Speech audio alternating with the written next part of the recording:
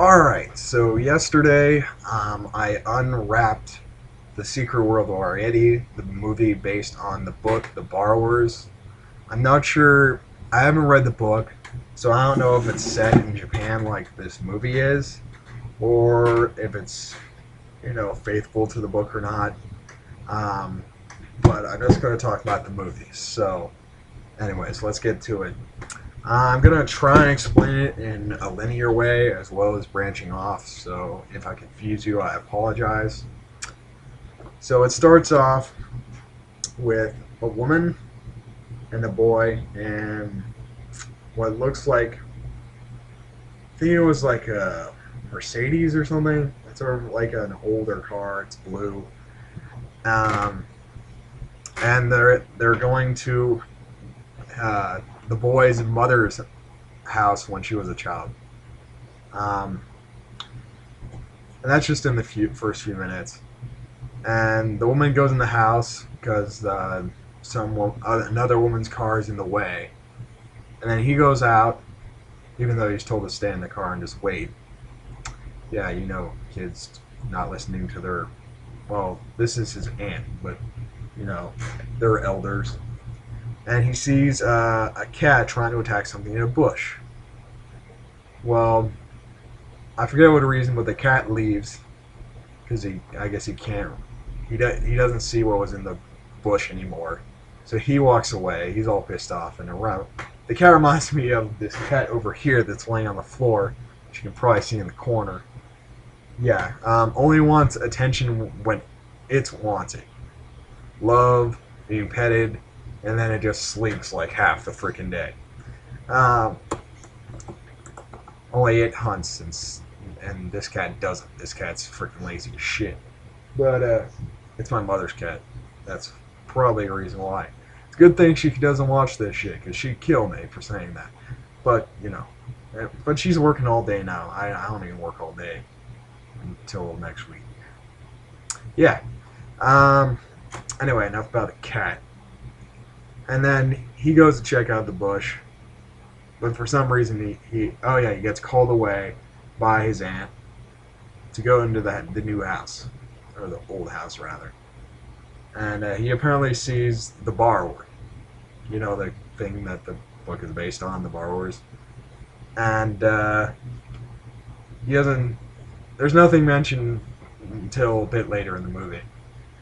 Then you meet Then it goes from the borrower story on, and so her name is Arrietty. She's like 11, 13, something like that. And she's going to go on her first borrowing, which is essentially a rite of passage for the little mini people known as borrowers. And so her father is Nate and she just calls him Papa, and then the mother is just Mama. Kind of stereotypical, but whatever, it's a movie. And it's just it seemed like a basic story, but it develops as it goes, which is great. And they added, to me, the plot twists, if you can call them that, were kind of interesting. And as it goes, it gets better. And overall, I thought it was just a great story. But let's continue. So she goes on her. So the mother stays at home. She's one of those mothers, the ones that stay at home and cook and uses the supplies to make food and keep the family safe and all that. And then the father, he goes out to get the supplies and everything and bring it back home. And they had a lot of neat gadgets that this guy could both make and use. And I mean, he was like a mix between an engineer and like a rock climber and other weird things. It was freaking awesome. I mean, he used pieces of glue. Or not glue. He used tape, like silver duct tape, that shit that's really irritating and hard to get off. He cut that into strips during the first borrowing, and he took off the silver part and just used the adhesive, put it on his weird cooking glove type things and his hiking boots, and used it to basically just, Spider-Man his way up a freaking like a wooden desk. It was freaking hilarious. I was like, holy shit, that's in it. That was very ingenious. I mean, because these are many people, so that was cool. And then for this was Arrietty's first borrowing, and she did good on her own as well. I mean, she just getting the ropes and everything, and she gets her own interesting gear later on, which was kind of weird because it was much later on. It was kind of unexpected, but it worked. Um, so she ends up screwing up the borrowing. She dropped first. They have to get a sugar cube and toilet and tissue paper. So Kleenex where you blow your nose and stuff. And they have to sneak into the boys' room. Well, I think his name was Sean. It's kind of weird for a Japanese kid, but whatever. Um,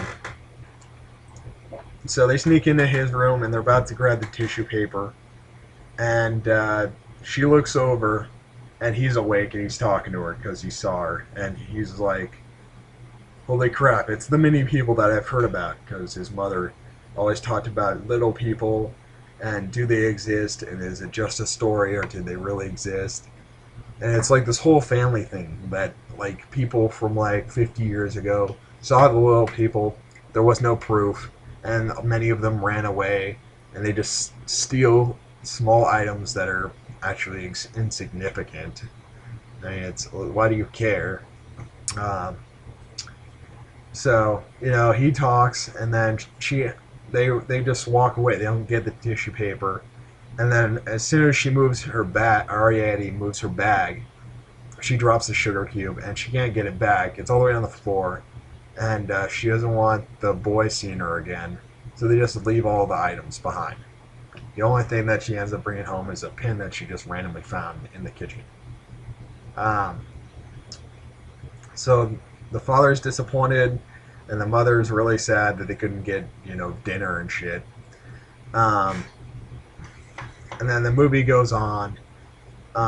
You find more about all the characters, um, such as Sean, and you don't really find much about the aunt at all.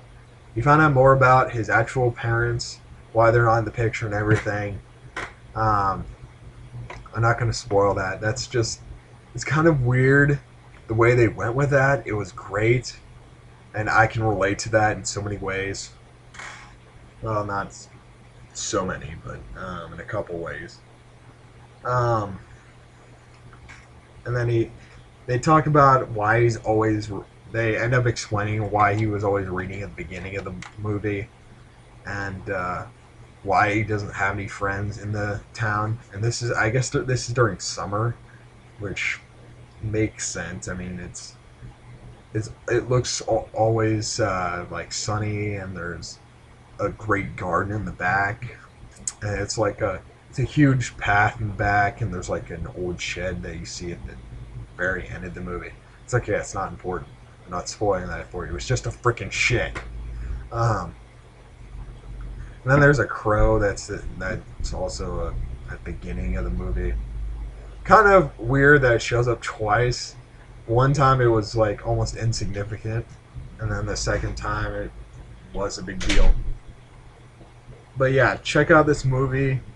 If you can, check out other movies by Studio Ghibli, such as Spirited Away, and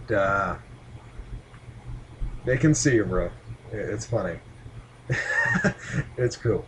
Yeah, he was trying to freaking hide, not get into the video, but I don't care. Anyway, and then Kiki's Delivery Service, which is probably one of the most child-friendly of the movies. But yeah, check those out if you ever want to get into anime without watching every freaking show. But yeah,